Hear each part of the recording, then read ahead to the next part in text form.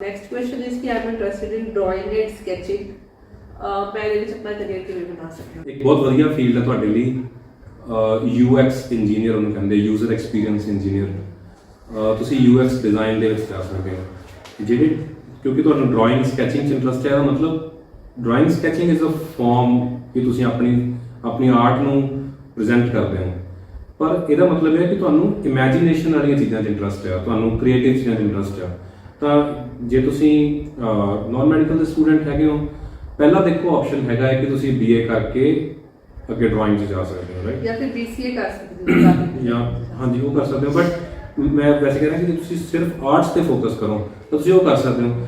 ਪਰ ਉਹਦੇ ਵਿੱਚ ਤੁਹਾਡੇ ਕੋਲ ਜਨਰਲੀ ਹੁੰਦਾ ਨਾ, ਜਿਵੇਂ ਹੁਣ ਮੈਂ ਪੋਇਟਰੀ ਕਰਦਾ ਹੁੰਦਾ ਸੀ, 15 ਸਾਲ ਹੋ ਗਏ, ਤਾਂ ਉਸ ਹਿਸਾਬ ਨਾਲ ਮੈਨੂੰ BA ਕਰਕੇ ਲਿਟਰੇਚਰ 'ਚ ਜਾਣਾ ਚਾਹੀਦਾ ਸੀ, ਮੈਂ ਜਾ ਸਕਦਾ ਸੀ, ਬਟ ਮੈਨੂੰ ਇਹ ਲੱਗਦਾ ਸੀ ਵੀ ਮੈਂ ਥੋੜਾ ਜਿਹਾ ਕਰੀਅਰ ਸਿਕਿਉਰਿਟੀ ਵੀ ਮੈਨੂੰ ਚਾਹੀਦੀ ਆ, ਸਾਰਿਆਂ ਨੂੰ ਲੱਗਦਾ ਹੁੰਦਾ ਆਪਾਂ ਨੂੰ। ਸੋ ਜੇ ਤੁਸੀਂ ਉਸ ਪੱਖੋਂ ਵੇਖੋ ਤਾਂ ਤੁਹਾਡੇ ਲਈ ਟੈਕਨੋਲੋਜੀ ਤੇ ਆਰਟ ਦੀ ਜਿਹੜੀ ਕੰਬੀਨੇਸ਼ਨ ਆ, ਉਹਦੇ ਵਿੱਚ ਇੱਕ ਤਾਂ ਹੈਗਾ ਤੁਸੀਂ ਜਿਵੇਂ ਮੰਨ ਲਓ ਮਕੈਨੀਕਲ ਦੇ ਵਿੱਚ CAD ਡਿਜ਼ਾਈਨ ਹੈਗਾ ਆ, ਤੁਸੀਂ ਉੱਧਰ ਜਾ ਸਕਦੇ ਹੋ। ਸਿਵਲ ਦੇ ਵਿੱਚ ਡਿਜ਼ਾਈਨ, ਸਿਵਲ ਇੰਜੀਨੀਅਰਿੰਗ 'ਚ ਡਿਜ਼ਾਈਨ ਦੇ ਅੱਗੇ ਸਪੈਸ਼ਲਾਈਜੇਸ਼ਨਸ ਹੁੰਦੀਆਂ। ਇਸੇ ਤਰ੍ਹਾਂ ਤੁਸੀਂ ਕੰਪਿਊਟਰ ਸਾਇੰਸ 'ਚ ਹੈਗੇ ਹੋ, ਤੁਸੀਂ UX ਇੰਜੀਨੀਅਰ ਬਣ ਸਕਦੇ ਹੋ। ਸੋ ਬਹੁਤ ਸਾਰੇ ਟੈਕਨੋਲੋਜੀ ਤੇ ਆਰਟ ਦੀ ਕੰਬੀਨੇਸ਼ਨ ਵਾਲੇ ਫੀਲਡ ਹੈਗੇ ਆ। ਆਈ ਥਿੰਕ ਉਹ ਤੁਹਾਡੇ ਲਈ ਬੈਸਟ ਰਹੂਗਾ। ਹਾਂਜੀ ਸਰ, ਬੱਚਿਆਂ ਦੇ 3-4 ਸਵਾਲ ਨੇ। What can I do if my JEE Mains exam is not clear? How can I get admission in BTech without JEE Mains? Should I apply for JEE Mains at this time? So ਇਹ ਥੋੜੇ ਜਿਹੇ ਪੁਰਾਣੇ farm ਨੇ, 1-1.5 ਮਹੀਨਾ ਪੁਰਾਣੇ। ਉਦੋਂ JEE ਦਾ ਹਜੇ ਹੈਗਾ ਸੀ ਸਕੋਪ ਅਪਲਾਈ ਕਰਨ ਦਾ, ਹੁਣ JEE ਦਾ ਰਿਜ਼ਲਟ ਆ ਚੁੱਕਿਆ। I have so many financial problems, so how can I do BTech? I don't want कि मेरे पापा की सोच रहे इस टाइम। मेरे पापा मेरे ते प्राउड कर, मैं ये चाहती हाँ, एंड मैं बहुत ही छोटे पिंड तो हाँ, and I want to do big thing, but I have no guidance before you reach at our school. So basically ਇਹ ਆਪਾਂ ਜਿਹੜੇ ਸਕੂਲ ਦੇ ਵਿੱਚ ਗਏ ਸੀਗੇ ਤੇ ਹਾਂਜੀ ਉਹਨਾਂ ਨੂੰ ਹਾਂਜੀ, ਸੋ ਇਹ ਕਹਿ ਰਹੇ ਨੇ ਕਿ ਮੈਨੂੰ ਬਹੁਤ ਖੁਸ਼ੀ ਹੋਈ ਤੁਹਾਨੂੰ ਮਿਲ ਕੇ, ਪਰ ਮੇਰੇ ਬਹੁਤ ਸਾਰੇ ਡਾਊਟ ਕਲੀਅਰ ਹੋਏ ਨੇ। ਹਾਂਜੀ, ਸੋ ਕੁਐਸਚਨ JEE ਨਾਲ ਰਿਲੇਟਡ। ਹਾਂਜੀ, ਸੋ ਪਹਿਲੀ ਚੀਜ਼ ਤਾਂ ਇਹ JEE ਮੇਨਸ ਕਲੀਅਰ ਦਾ ਮਤਲਬ ਜਾਂ ਤਾਂ ਤੁਸੀਂ JEE ਮੇਨਸ ਅਟੈਂਪਟ ਨਹੀਂ ਕੀਤਾ, ਤੇ ਕਲੀਅਰ ਦਾ ਮਤਲਬ ਮੈਨੂੰ ਲੱਗਦਾ ਤੁਹਾਡਾ ਇਹ ਹੈ ਕਿ JEE ਮੇਨਸ ਵਿੱਚ ਤੁਸੀਂ JEE ਐਡਵਾਂਸ ਦੇਣ ਲਈ ਕੁਆਲੀਫਾਈ ਨਹੀਂ ਕੀਤੇ, ਵਿਚ ਇਜ਼ ਓਕੇ। ਜੇ ਤੁਸੀਂ ਐਡਵਾਂਸ ਲਈ ਕੁਆਲੀਫਾਈ ਕਰਦੇ ਹੋ ਤੁਸੀਂ IIT 'ਚ ਜਾ ਸਕਦੇ ਹੋ, ਬਟ IIT 'ਚ ਤੁਸੀਂ ਨਹੀਂ ਵੀ ਜਾ ਰਹੇ ਤਾਂ ਹੋਰ ਬਹੁਤ ਸਾਰੇ ਕਾਲਜ ਹੈਗੇ ਜਿੱਥੇ ਤੁਸੀਂ ਜਾ ਸਕਦੇ ਹੋ, ਪਹਿਲੀ ਚੀਜ਼। ਦੂਸਰੀ ਚੀਜ਼, ਜੇ ਤੁਸੀਂ JEE ਮੇਨਸ ਐਗਜ਼ਾਮ ਹੀ ਨਹੀਂ ਦਿੱਤਾ ਤਾਂ ਫਿਰ ਤੁਹਾਡੇ ਕੋਲੇ ਜਿਵੇਂ let's say Guru Nanak engineering college ਲੁਧਿਆਣੇ ਹੈਗਾ ਹੈ ਨਾ, ਤਾਂ ਉਹ ਜਨਰਲੀ ਜਿੱਥੋਂ ਮੈਂ ਵੀ ਪੜ੍ਹਿਆ, ਮੈਂ ਬੱਚਿਆਂ ਨੂੰ ਰეკਮੈਂਡ ਕਰਦਾ ਹੁੰਦਾ ਕਿ ਉਹ ਬਹੁਤ ਵਧੀਆ ਆਪਸ਼ਨ ਹੈ ਜੇ ਤੁਸੀਂ JEE ਮੇਨਸ ਨਹੀਂ ਦਿੱਤਾ ਹੋਇਆ, ਕਿਉਂਕਿ ਇਸ ਵਾਰੀ ਉੱਥੇ ਪਰਸੈਂਟੇਜ ਬੇਸਡ ਕਾਉਂਸਲਿੰਗ ਹੋ ਰਹੀ ਹੈ। ਹਾਲਾਂਕਿ ਉੱਥੇ ਜੇ ਤੁਸੀਂ ਆਪਣੀ ਪਸੰਦ ਦੀ ਬ੍ਰਾਂਚ ਲੈਣੀ ਹੈ ਯੂ ਨੀਡ 90%, ਬਟ ਜੇ ਤੁਹਾਡੇ ਘੱਟ ਵੀ ਮਾਰਕਸ ਹੈਗੇ ਆ ਤੁਹਾਨੂੰ ਵਧੀਆ ਬ੍ਰਾਂਚ ਤਾਂ ਮਿਲ ਹੀ ਜਾਂਦੀ ਹੈ, ਇਦਾਂ ਦੀ ਗੱਲ ਨਹੀਂ ਹੈਗੀ। ਐਂਡ ਸਪੈਸ਼ਲੀ ਜਿਹੜੇ ਬੱਚੇ ਪਿੰਡਾਂ ਤੋਂ ਨੇ ਉਹਨਾਂ ਦੀ ਰਿਜ਼ਰਵੇਸ਼ਨ ਹੈ, 70% ਰਿਜ਼ਰਵੇਸ਼ਨ ਜਿਹੜੀ ਹੈਗੀ ਆ ਉਹ ਪਿੰਡਾਂ ਦੇ ਬੱਚਿਆਂ ਦੀ ਉੱਥੇ। ਸੋ ਉਹ ਤੁਸੀਂ ਪਰਸਿਊ ਕਰ ਸਕਦੇ ਹੋ। ਤਾਂ ਤੁਸੀਂ ਦੱਸਿਆ ਕਿ ਤੁਸੀਂ ਛੋਟੇ ਜਿਹੇ ਪਿੰਡ ਤੋਂ ਹਨ, ਉਹਦਾ ਤੁਹਾਡੇ ਲਈ ਫਿਰ ਕੋਈ ਯੂਸਫੁਲ ਬੈਨੀਫਿਟ ਆ ਕਿ ਪਿੰਡ ਤੋਂ ਹੋਣਾ, ਤਾਂ ਤੁਸੀਂ ਇਹ ਕਰ ਸਕਦੇ ਹੋ। ਤੁਹਾਡੀ 5 ਸਾਲ ਦੀ ਐਜੂਕੇਸ਼ਨ ਪਿੰਡ ਤੋਂ ਹੋਣੀ ਚਾਹੀਦੀ ਆ, ਤੁਸੀਂ ਰੂਰਲ ਰਿਜ਼ਰਵੇਸ਼ਨ ਦਾ ਬੈਨੀਫਿਟ ਲੈ ਸਕਦੇ ਹੋ। ਦੂਜੀ ਚੀਜ਼, ਤੁਸੀਂ ਇਹ ਨਹੀਂ ਸੋਚਣਾ ਕਿ ਛੋਟੇ ਜਿਹੇ ਪਿੰਡ ਤੋਂ ਆ। ਮੈਂ ਤੁਹਾਨੂੰ ਗਰੰਟੀ ਦੇ ਸਕਦਾ ਕਿ ਜਿਹੜੇ ਥਾਂ ਤੋਂ ਮੈਂ ਪੜ੍ਹਿਆ ਹਾਂ 10ਵੀਂ ਤੱਕ, ਉਦੋਂ ਤਾਂ ਵੱਡਾ ਹੀ ਹੋਊਗਾ ਤੁਹਾਡਾ ਪਿੰਡ, ਤੇ ਉਦੋਂ ਤੁਹਾਡੇ ਪਿੰਡ ਦੇ ਨੇੜੇ ਵਾਲਾ ਸ਼ਹਿਰ ਤਾਂ ਉਹ ਤੋਂ ਕਾਫੀ ਵੱਡਾ ਹੋਊਗਾ। ਤੇ ਦੂਸਰੀ ਚੀਜ਼, ਤੁਸੀਂ ਆਪਣੇ ਫਾਦਰ ਨੂੰ ਪ੍ਰਾਊਡ ਫੀਲ ਕਰਾਉਣਾ ਚਾਹੁੰਦੇ ਹੋ, ਇਹ ਬਹੁਤ ਵਧੀਆ ਗੱਲ ਆ। ਇਹ ਚੀਜ਼ ਤੁਸੀਂ ਯਾਦ ਰੱਖਣੀ ਆ ਜਿੰਨਾ ਚਿਰ ਤੁਸੀਂ ਕਾਮਯਾਬ ਨਹੀਂ ਹੋ ਜਾਂਦੇ। ਬਹੁਤ ਡਿਸਟਰੈਕਸ਼ਨਸ ਆਉਣਗੇ, ਪਰ ਪ੍ਰਾਊਡ ਫੀਲ ਕਰਾਉਣ ਦੇ ਨਾਲ ਨਾਲ ਤੁਸੀਂ ਆਪਣੇ ਪੇਰੈਂਟਸ ਦੇ ਨਾਲ ਸਲਾਹ ਵੀ ਕਰਨੀ ਹੈ ਕਿ ਤੁਸੀਂ ਅੱਗੇ ਕਰੀਅਰ 'ਚ ਕੀ ਕਰਨਾ ਚਾਹੁੰਦੇ ਹੋ। ਸੋ ਜੇ ਤੁਸੀਂ ਕਾਮਯਾਬ ਹੋਣਾ, ਜਿਵੇਂ ਆਪਾਂ ਹੁਣ ਇਸ ਸੈਸ਼ਨ ਦੇ ਵਿੱਚ ਮੈਨੂੰ ਲੱਗਦਾ ਇੱਕ ਸਾਰ ਹੈਗਾ ਇੱਦਾਂ ਦਾ ਕਿ ਜੇ ਤੁਸੀਂ ਨਾਨ ਮੈਡੀਕਲ ਕੀਤੀ ਆ ਤੁਹਾਡੇ ਲਈ BTech ਬਹੁਤ ਵਧੀਆ ਆਪਸ਼ਨ ਹੈ, ਤਾਂ ਤੁਸੀਂ BTech ਕਰਕੇ ਅੱਗੇ ਸਾਰੇ ਪਾਸੇ ਜਾ ਸਕਦੇ ਹੋ, ਬਹੁਤ ਰਸਤੇ ਹੈਗੇ ਆ। ਤੁਸੀਂ ਦੂਜੀ ਚੀਜ਼, ਫਾਈਨੈਂਸ਼ੀਅਲ ਤੁਹਾਨੂੰ ਲੱਗਦਾ ਕਿ ਨਾ ਕੋਈ ਪ੍ਰੋਬਲਮ ਹੈਗੀ ਆ, ਤੁਹਾਨੂੰ ਉਹਦੇ ਬਾਰੇ ਚਿੰਤਾ ਕਰਨ ਦੀ ਜ਼ਰੂਰਤ ਨਹੀਂ। ਸਕਾਲਰਸ਼ਿਪ ਸਾਰੀਆਂ ਹੈਗੀਆਂ, ਤੁਸੀਂ ਤਰੱਕੀ। For other civil exams as UPSC, BTech is necessary? If yes, then why? No, BTech is not necessary. ठीक है। Is BTech best for engineering? Engineering ਦਾ ਜਿਹੜਾ ਆਪਾਂ elaborated ਵੱਡਾ ਨਾਮ ਕਹਿ ਲਈਏ ਜਿਹਨੂੰ, that is BTech, Bachelor of Technology. So engineering ਤੇ BTech ਦੋਨੋਂ same ਹੀ ਚੀਜ਼ ਹੈ। How I am able to get a job immediately after completing degree? ਤੁਸੀਂ ਉਹ ਕਾਲਜ ਚੂਜ਼ ਕਰੋ ਜਿੱਥੇ ਵਧੀਆ ਪਲੇਸਮੈਂਟਸ ਹੁੰਦੀਆਂ ਹੋਣ, ਤੁਹਾਨੂੰ ਡਿਗਰੀ ਕੰਪਲੀਸ਼ਨ ਦੀ ਵੀ ਵੇਟ ਕਰਨ ਦੀ ਨਹੀਂ ਲੋੜ ਹੈਗੀ। ਤੁਹਾਡੀ 7th ਸਮੈਸਟਰ ਤੋਂ ਫਾਈਨਲ ਈਅਰ ਦੀ ਸਟਾਰਟਿੰਗ ਤੋਂ ਹੀ ਜੌਬ ਲੱਗ ਸਕਦੀ ਹੈ ਜੇ ਤੁਸੀਂ ਵਧੀਆ ਹਨਾ ਪਲੇਸਮੈਂਟ ਕਰਵਾ ਲੈਂਦੇ। ਜਿਵੇਂ ਸਾਡੀ ਕੰਪਨੀ ਦੇ ਵਿੱਚ ਅਸੀਂ ਹੁਣ ਜਦੋਂ ਹਾਇਰ ਕਰਦੇ ਆ, ਅਸੀਂ ਬੱਚਿਆਂ ਨੂੰ ਜਦੋਂ 3.5 ਸਾਲ ਕੰਪਲੀਟ ਹੋ ਜਾਂਦੇ ਆ, ਉਹਨਾਂ ਨੇ 6 ਮਹੀਨਿਆਂ ਦੀ ਟ੍ਰੇਨਿੰਗ ਤੇ ਜਾਣਾ ਹੁੰਦਾ, ਤਾਂ 8ਵਾਂ ਸਮੈਸਟਰ ਜਿਹੜਾ ਉਹ ਸਾਡੇ ਆਫਿਸ 'ਚ ਹੁੰਦਾ ਉਹਨਾਂ ਦਾ, ਜਦੋਂ ਉਹਨਾਂ ਨੂੰ ਵਧੀਆ 15-20 ਹਜ਼ਾਰ ਰੁਪਏ ਸਟਾਈਪੈਂਡ ਮਿਲਦਾ। ਜਦੋਂ ਡਿਗਰੀ ਪੂਰੀ ਕਰ ਲੈਂਦੇ ਫਿਰ ਉਹਨਾਂ ਨੂੰ ਪੂਰੀ ਸੈਲਰੀ ਮਿਲਣੀ ਸ਼ੁਰੂ ਹੋ ਜਾਂਦੀ ਹੈ, ਆਈ ਥਿੰਕ 40-50 ਹਜ਼ਾਰ ਰੁਪਏ। ਇਹ ਨਾਲੇ ਪੁੱਛ ਰਹੇ ਨੇ ਕਿ how many fees for 1 semester of BTech for SC caste student. So SC ਬੱਚਿਆਂ ਨੂੰ ਜੇ ਤੁਸੀਂ ਆਪਣੇ ਡਾਕੂਮੈਂਟਸ ਪੂਰੇ ਕਰ ਲੈਂਦੇ ਹੋ ਤਾਂ 90,000 ਤੱਕ ਸਕਾਲਰਸ਼ਿਪ ਮਿਲ ਜਾਂਦੀ ਹੈ। ਸੋ ਇਹਦਾ ਮਤਲਬ ਇਹ ਹੈ ਕਿ ਜੇ ਤੁਸੀਂ GND 'ਚ ਐਡਮਿਸ਼ਨ ਲੈਂਦੇ ਹੋ, ਕਿਉਂਕਿ ਸਾਨੂੰ GND ਬਾਰੇ ਜ਼ਿਆਦਾ ਨੌਲੇਜ ਅਸੀਂ ਦੋਨੋਂ ਉੱਥੇ ਹੀ ਪੜ੍ਹੇ ਹੋਏ ਹਾਂ, ਸੋ ਤੁਸੀਂ ਫਸਟ ਸਮੈਸਟਰ ਦੇ ਵਿੱਚ ਕੁਝ 13,000 ਰੁਪਏ ਫੀਸ ਦਿਓਗੇ, ਕਿਉਂਕਿ ਉਹਦੇ ਵਿੱਚ 4-5,000 ਰੁਪਏ ਸਿਕਿਉਰਿਟੀ ਹੁੰਦੀ ਹੈ, ਤੇ ਸੈਕਿੰਡ ਸਮੈਸਟਰ ਤੋਂ ਤੁਹਾਡੀ ਫੀਸ ਹੋਗੀ 8,300 rupees only. And I think ਜੇ ਤੁਸੀਂ ਐਸੀ ਕੈਟੇਗਰੀ ਤੋਂ, ਤੁਸੀਂ ਤੁਹਾਡੀ ਸਕਾਲਰਸ਼ਿਪ ਦਾ ਨਾਮ ਹੈ ਪੋਸਟ ਮੈਟ੍ਰਿਕ ਸਕਾਲਰਸ਼ਿਪ PMS, ਤੇ ਸਾਰੇ ਵਧੀਆ ਕਾਲਜ ਹੀ ਇਹਨੂੰ ਸਪੋਰਟ ਕਰਦੇ ਆ। ਸੋ ਤੁਸੀਂ ਸਿਰਫ ਜਿਹੜਾ ਤੁਹਾਡਾ ਪਾਰਟ ਹੈ 15-20 ਹਜ਼ਾਰ ਰੁਪਏ ਉਨਾ ਹੀ ਭਰਨਾ ਹੈ। 90,000 ਰੁਪੀਸ ਗਵਰਨਮੈਂਟ ਦਿੰਦੀ ਹੈ, ਔਨ ਟਾਪ ਆਫ ਦੈਟ ਜਿੰਨਾ ਵੀ ਹੋਗਾ ਤੁਸੀਂ ਉਹ ਬਸ ਉਨੀ ਫੀਸ ਭਰਨੀ ਹੈ। ਸੋ ਟੂ ਬੀ ਪ੍ਰੀਸਾਈਜ਼ ਪਹਿਲੇ ਸਮੈਸਟਰ ਦਾ ਜੇ ਆਪਾਂ ਸਿਕਿਉਰਿਟੀ ਵਾਲਾ ਪਾਰਟ ਕਰਦੇ ਤਾਂ ਤੁਸੀਂ ਸਾਲ ਦਾ 16,600 ਰੁਪਏ ਫੀਸ ਭਰਨੀ ਸਿਰਫ ਇੰਜੀਨੀਅਰਿੰਗ ਕਰਨ ਦੀ। ਜੀ ਹਾਂਜੀ, ਜੇ ਤੁਹਾਡੀ ਦੋ ਵਾਰ ਫੀਸ ਚ ਹੋਗੀ, ਇੱਕ ਵਾਰ ਚ ਨਹੀਂ, 2 ਵਾਰ ਚ। ਜੇ ਤੁਹਾਡੀ ਸਾਲ ਦੀ ਫੀਸ 1,10,000 ਹੈ। ਹਾਂਜੀ, ਸੋ ਇਹ ਕਹਿ ਰਹੇ ਨੇ ਕਿ which programming language is best for coding, which courses is necessary for ethical hacking, how to get job in cyber security, my parents can't able to pay BTech fee। so I think ਆਪਾਂ ਇਹਦਾ ਕਾਫੀ answer ਕਰ ਚੁੱਕੇ, ਆਪਾਂ ਪਹਿਲੇ 4 questions ਲੈ ਸਕਦੇ ਹਾਂ। ਹਾਂਜੀ, ਸੋ ਪਹਿਲੀ ਚੀਜ਼ ਹੈਗਾ ਆ, ਮੈਂ ਪਹਿਲਾਂ ਇਹ ਆਨਸਰ ਕਰੂੰਗਾ ਕਿ ਸਾਈਬਰ ਸਿਕਿਉਰਿਟੀ ਤੁਸੀਂ ਕਿਵੇਂ ਜਾ ਸਕਦੇ ਹੋ। ਕੰਪਿਊਟਰ ਸਾਇੰਸ, IT ਜਾਂ ਇਲੈਕਟ੍ਰੋਨਿਕਸ, ਇਹਦੇ ਵਿੱਚ BTech ਕਰੋ। ਉਹਦੇ ਨਾਲ ਤੁਸੀਂ ਸਾਈਬਰ ਸਿਕਿਉਰਿਟੀ ਦੇ ਆਨਲਾਈਨ ਸਪੈਸ਼ਲਾਈਜੇਸ਼ਨਸ ਕਰ ਸਕਦੇ ਹੋ, ਜਿਵੇਂ ਕੋਰਸੇਰਾ ਵੈਬਸਾਈਟ ਹੈਗੀ ਆ, ਉੱਥੋਂ ਤੁਸੀਂ ਹਰ ਹਫਤੇ 2-4 ਘੰਟੇ ਸਪੈਂਡ ਕਰੋ। 4 ਸਾਲਾਂ 'ਚ ਤੁਹਾਡੇ ਕੋਲੇ 10 ਸਰਟੀਫਿਕੇਟ ਇਕੱਠੇ ਹੋ ਜਾਣਗੇ। ਜੇ ਤੁਸੀਂ ਨਾਲ ਇੰਨਾ ਕਰ ਲਿਆ, 1-2 ਪ੍ਰੋਜੈਕਟਸ ਬਣਾ ਲਏ, ਫਿਰ ਬਹੁਤ ਸਾਰੀਆਂ ਕੰਪਨੀਆਂ ਹੈਗੀਆਂ ਸਾਈਬਰ ਸਿਕਿਉਰਿਟੀ ਦੇ, ਜਿੱਦਾਂ ਇੱਕ ਕੰਪਨੀ ਸਾਡੀ ਹੈਗੀ ਹੈ, ਇਸੇ ਤਰ੍ਹਾਂ ਹੋਰ ਬਹੁਤ ਸਾਰੀਆਂ ਕੰਪਨੀਆਂ ਹੈਗੀਆਂ। ਇੰਡੀਆ 'ਚ ਤਾਂ ਟੋਟਲ 80,000 ਸਟਾਰਟਅਪ ਆ, ਉਹ 'ਚੋਂ ਕਿੰਨੇ ਹੀ ਆ ਜਿਹੜੇ ਸਾਈਬਰ ਸਿਕਿਉਰਿਟੀ 'ਚ ਕੰਮ ਕਰਦੇ ਆ। ਜਦੋਂ ਤੁਸੀਂ ਡਿਗਰੀ ਕਰਨੀ ਆ ਉਦੋਂ ਇਹ ਡਬਲ ਹੋ ਜਾਣੀ ਹੈ ਕੰਪਨੀਜ਼। ਤਾਂ ਐਥੀਕਲ ਹੈਕਿੰਗ ਜਿਹੜੀ ਆ, hacking is just one very small, ਮਤਲਬ ਬਹੁਤ ਛੋਟਾ ਪਾਰਟ ਹੈ ਸਾਈਬਰ ਸਿਕਿਉਰਿਟੀ ਦਾ। ਤੁਸੀਂ ਉਹ 'ਚ ਅੱਗੇ ਬਹੁਤ ਕੁਝ ਕਰ ਸਕਦੇ ਹੋ। ਸੋ ਪਹਿਲੀ ਚੀਜ਼ ਇਹ। ਦੂਸਰੀ ਚੀਜ਼ ਪ੍ਰੋਗਰਾਮਿੰਗ ਲੈਂਗੁਏਜ। ਜਦੋਂ ਤੁਸੀਂ ਪੜ੍ਹਾਈ ਸ਼ੁਰੂ ਕਰਤੀ ਜਾਂ ਜੇ ਤੁਹਾਡੇ ਕੋਲ ਹੁਣ ਛੁੱਟੀਆਂ ਹੈਗੀਆਂ, ਟਾਈਮ ਹੈਗਾ, ਤਾਂ ਪ੍ਰੋਗਰਾਮਿੰਗ ਲੈਂਗੁਏਜ ਨਾ ਐਕਚੁਅਲੀ ਇਦਾਂ ਹੁੰਦਾ ਕਿ ਤੁਸੀਂ ਅੱਗੇ ਕਰਨਾ ਕੀ ਆ ਉਹ 'ਤੇ ਡਿਪੈਂਡ ਕਰਦਾ। ਜੇ ਤੁਸੀਂ ਸੌਫਟਵੇਅਰ ਡਿਵੈਲਪਰ ਬਣਨਾ, ਤੁਸੀਂ ਜਾਵਾ ਸਿੱਖ ਸਕਦੇ ਹੋ, C++ ਸਿੱਖ ਸਕਦੇ ਹੋ। ਜੇ ਤੁਸੀਂ ਪੈਨੇਟ੍ਰੇਸ਼ਨ ਟੈਸਟਰ ਬਣਨਾ ਆ ਤਾਂ ਤੁਸੀਂ ਸਕ੍ਰਿਪਟਿੰਗ ਲੈਂਗੁਏजेस ਸਿੱਖ ਸਕਦੇ ਹੋ। ਜੇ ਤੁਸੀਂ ਡਾਟਾ ਸਾਇੰਟਿਸਟ ਬਣਨਾ, ਤੁਸੀਂ ਪਾਈਥਨ ਸਿੱਖ ਸਕਦੇ ਹੋ। ਪਰ ਜੇ ਆਪਾਂ ਗੱਲ ਕਰੀਏ ਵੀ ਸਭ ਤੋਂ ਛੋਟੇ ਥੋੜੇ ਟਾਈਮ ਦੇ ਵਿੱਚ ਜੇ ਸਿੱਖਣੀ ਹੋਵੇ ਲੈਂਗੁਏਜ ਤੇ ਸਭ ਤੋਂ ਵੱਧ ਜਿਹਦੀ ਯੂਟਿਲਿਟੀ ਹੋਵੇ ਵੱਧ ਥਾਵਾਂ ਤੇ, ਤਾਂ ਉਹ ਪਾਈਥਨ ਹੈ। ਤੁਸੀਂ ਪਾਈਥਨ ਪ੍ਰੋਗਰਾਮਿੰਗ ਲੈਂਗੁਏਜ ਤੋਂ ਸ਼ੁਰੂ ਕਰ ਸਕਦੇ ਹੋ, ਤੁਹਾਡੇ ਲਈ ਸ਼ਾਇਦ ਯੂਜ਼ਫੁਲ ਹੋਊਗਾ। ਤੇ ਫੀਸ ਦਾ ਤਾਂ ਹੈਗਾ ਹੀ, ਤੁਸੀਂ ਸਕਾਲਰਸ਼ਿਪ ਅਪਲਾਈ ਕਰ ਸਕਦੇ ਹੋ। ਹਾਂਜੀ, ਜੇ ਤੁਸੀਂ ਨਾਲੇ ਜੇ ਤੁਹਾਨੂੰ ਇਹ ਹੈ ਕਿ ਤੁਸੀਂ ਕੋਡਿੰਗ ਦੇ ਵਿੱਚ ਕਰੀਅਰ ਬਣਾਉਣਾ ਤਾਂ ਆਈ ਥਿੰਕ ਤੁਸੀਂ C ਤੋਂ ਵੀ ਸਟਾਰਟ ਕਰ ਸਕਦੇ ਹੋ, ਕਿਉਂਕਿ C ਦੇ ਜਿਹੜੇ ਬੇਸਿਕਸ ਆ ਸਾਰੇ ਲੈਂਗੁਏजेस ਦੇ ਵਿੱਚ ਐਪਲੀਕੇਬਲ ਹੁੰਦੇ ਆ। ਸੋ ਇਹ ਕੁਐਸਚਨ ਵੀ ਕਾਫੀ ਬੱਚਿਆਂ ਦਾ ਸੀਗਾ ਕਿ ਅਸੀਂ BSc ਕਰਨੀ ਹੈ, ਕਿੱਥੋਂ ਕਰੀਏ। ਸੋ ਜੇ ਤੁਹਾਡੇ ਘਰ ਦੇ ਨੇੜੇ ਕੋਈ ਵੀ ਗਵਰਨਮੈਂਟ ਕਾਲਜ ਹੈਗਾ ਤਾਂ ਤੁਸੀਂ ਉੱਥੋਂ BSc ਕਰ ਸਕਦੇ ਹੋ। ਇਸ Punjab university Chandigarh best for doing BSc chemistry. If any chance I am not fulfill my aim to become a chemistry lecturer, so what can I do after BSc? Is there a scope of BSc chemistry?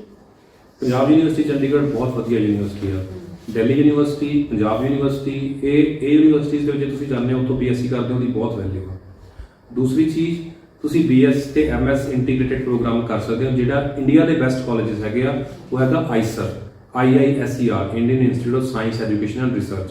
ਉਹ ਮੋਹਾਲੀ 'ਚ ਵੀ ਹੈਗਾ, south India 'ਚ ਵੀ ਹੈਗੇ ਉਹਦੇ ਕੈਂਪਸਸ, ਤਾਂ ਤੁਸੀਂ ਉਹ ਕਰ ਸਕਦੇ ਹੋ।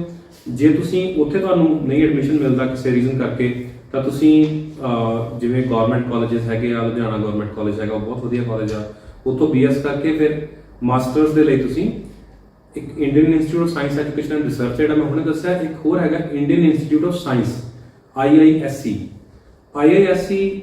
ਤੁਸੀਂ ਇਹ ਕਹਿ ਸਕਦੇ ਹੋ ਕਿ IITs ਤੋਂ ਵੀ ਜ਼ਿਆਦਾ ਵਧੀਆ ਜੇ ਤੁਸੀਂ ਰਿਸਰਚ ਦੇ ਵਿੱਚ ਜਾਣਾ, ਤੁਸੀਂ ਉੱਥੇ ਮਾਸਟਰਸ ਕਰਨ ਲਈ ਏਮ ਕਰ ਸਕਦੇ ਹੋ IISc ਬੈਂਗਲੌਰ।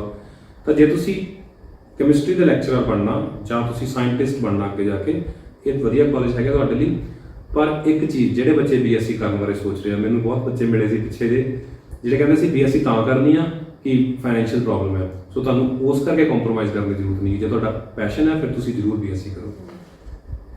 ਹਾਂਜੀ ਸੋ ਇਹ ਬੱਚੇ ਦੇ ਵੀ 5 ਕੁਐਸਚਨਸ ਨੇ ਕਿ ਮੈਂ ਬੀਟੈਕ ਕਰਾਂ ਜਾਂ ਬੀਐਸਸੀ ਕਰਾਂ ਜੇ ਮੇਰਾ ਇੰਟਰਸਟ ਮੈਥਸ ਦੇ ਵਿੱਚ ਹੈ ਮੈਂ ਮੈਥ ਦੀ ਟੀਚਰ ਬਣਨਾ ਹੈ ਸੋ ਮੇਰੇ ਲਈ ਵੀ ਠੀਕ ਰਹੇਗਾ ਬੈਸਟ ਕਾਲਜਸ ਯੂਨੀਵਰਸਿਟੀਜ਼ ਕਿਹੜੇ ਨੇ ਜੇ ਮੈਂ ਬੀਟੈਕ ਕਰੂੰਗੀ ਤਾਂ ਮੈਂ ਬੀਟੈਕ 'ਚ ਕੀ ਕਰੂੰਗੀ is AI best for me can I go in the field of data systems very good ਇਹ ਕੁਐਸਚਨ ਦੇ ਵਿੱਚ ਤੁਸੀਂ ਤੁਹਾਡੇ ਸਾਰੇ ਕੁਐਸਚਨਸ ਆਪਸ ਵਿੱਚ ਲਿੰਕ ਕਰਦੇ ਆ ਪਹਿਲੀ ਚੀਜ਼ ਤਾਂ ਤੁਸੀਂ ਜੇ ਮੈਥਮੈਟਿਕਸ ਦੇ ਟੀਚਰ ਤੇ ਰਿਸਰਚਰ ਬਣਨਾ ਪ੍ਰੋਫੈਸਰ ਬਣਨਾ ਤਾਂ ਜਿਹੜੇ ਮੈਂ ਹੁਣੇ ਪਿਛਲਾ ਕੁਐਸਚਨ ਆਨਸਰ ਕੀਤਾ ਆ ਅਸੀਂ ਆਪਾਂ ਮੈਨੂੰ ਲੱਗਦਾ ਉਹਦੇ ਵਿੱਚ ਸਾਰਾ ਕੁਝ ਕਵਰ ਕਰ ਹੀ ਲਿਆ ਰਾਈਟ ਦੂਸਰੀ ਚੀਜ਼ ਜੇ ਤੁਹਾਨੂੰ ਮੈਥਸ ਦੇ ਵਿੱਚ ਇੰਟਰਸਟ ਹੈਗਾ ਤੇ ਤੁਸੀਂ ਆਰਟੀਫੀਸ਼ੀਅਲ ਇੰਟੈਲੀਜੈਂਸ ਵੀ ਜਾਣਾ ਚਾਹੁੰਦੇ ਹੋ ਤੇ ਡੇਟਾ ਸਾਇੰਸ ਵੀ ਜਾਣਾ ਚਾਹੁੰਦੇ ਹੋ ਰਾਈਟ ਤੇ ਤੁਸੀਂ ਬੀਟੈਕ ਲਈ ਐਲੀਜੀਬਲ ਹੈਗੇ ਹੋ ਤਾਂ ਤੁਸੀਂ ਇਹ ਸਾਰੀਆਂ ਚੀਜ਼ਾਂ ਮਿਕਸ ਕਰਕੇ ਨਾ ਇੱਕ ਮਿਕਸਚਰ ਬਣਾ ਲਓ ਉਹਦਾ ਮਤਲਬ ਇਹ ਆ ਮੇਰਾ ਕਿ ਤੁਸੀਂ ਜਿਵੇਂ ਕਿਸੇ ਹੁਣ AI 'ਚ ਜਾਣ ਲਈ ਤੁਸੀਂ ਕੰਪਿਊਟਰ ਸਾਇੰਸ ਜਾਂ IT ਇਲੈਕਟ੍ਰੋਨਿਕਸ 'ਚ ਐਡਮਿਸ਼ਨ ਲੈ ਲਓ